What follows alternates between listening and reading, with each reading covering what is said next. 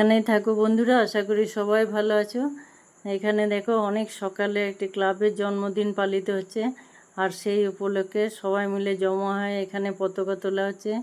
পতাকা তোলার পরে এই ক্লাবেরই বয়স্ক সদস্য কিছু বক্তব্য রাখবে, আর এই বয়স্ক সদস্যকে এখানে সবাই মামা বলে ডাকে। এখানে দিদির বাড়ি, তাই ছোট বড় সবাই মামা বলে। এরপর বেরোবে বক্তৃতার পরে বেরোবে প্রভাত ফেরি।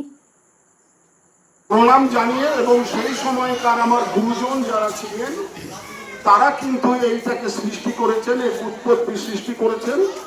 আমরা সেই ধারাবাহিকতাটা বহাল রাখার জন্য আপ্রাণ চেষ্টা করছি এবং আমরা গর্বিত। কালে কালে কালে কালে কিন্তু এর প্রজন্ম বেড়ে চলছে। পতাকা তোলার পর বক্তৃতা হলো, তারপরে বেরিয়েছে প্রভাত ফেরি। আর এই মিষ্টি সকালে প্রভাত ফেরিটা দেখতে খুব সুন্দর লাগে। ক্লাবের এই যে সদস্য বক্তৃতা রাখলো, ক্লাবের 81তম জন্মদিন পালন হচ্ছে। আর ওই সদস্য বলল যে আর 26 বছর হলে 100 বছর দেখতে পাবো। তাহলে ওই সদস্যের বয়স কত? দেখো এখানে একই রকম পোশাক পরে সবাই বেরিয়েছে। শুধু ক্লাবের সদস্যরা নয়, আরও ছোট বড় যারা অংশগ্রহণ করে তারা সকলেই একসাথে বেরিয়েছে। আর মিষ্টি সকালে দেখতে তো খুব সুন্দর লাগছে।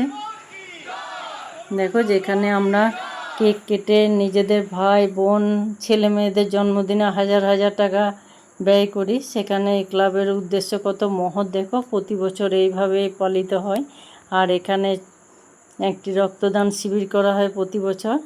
আর এই যে আমার ছোট ভাই হাসি মুখে প্রতি বছর রক্তদান করে। শুধু আমার এই একা ভাই নয়, আরও অন্য ভাই দাদা প্রচুর ছেলে মেয়ে আসে এখানে রক্ত দেওয়ার জন্য। নিজেদের শরীরের যে অমূল্য সম্পদ সেইটুকু দিয়ে রাখে তারা, যাতে করে একদম চরম মুহূর্তে কয়েকটি জীবনকে যেন তারা বাঁচাতে পারে, এটাই উদ্দেশ্য থাকে।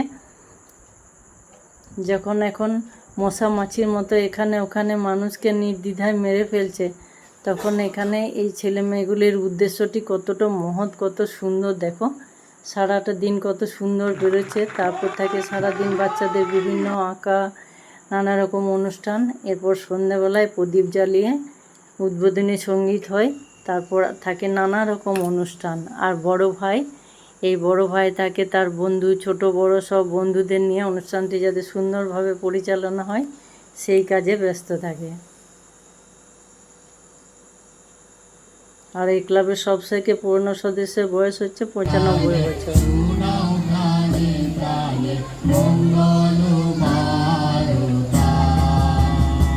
এখানে সমবেত কণ্ঠে গান, আর ভাইপো গিটার বাজাতে খুব ভালোবাসে, তাই ও গিটার বাজাচ্ছে। আর ওই যে 95 বছর সব থেকে পুরাতন সদস্যের কথা বললাম, ওই জেঠু এখন আর বাড়ি থেকে বেরোতে পারে না। একদম ব্রিটিশ শাসনের আগের সময়ে এই ক্লাব। দেখো কত সুন্দর অনুষ্ঠানটি দিয়ে ছোট বড় সবাই আনন্দ উপভোগ করে, অথচ কিছু প্রাণও বাঁচাতে পারে এই রক্তের জন্য।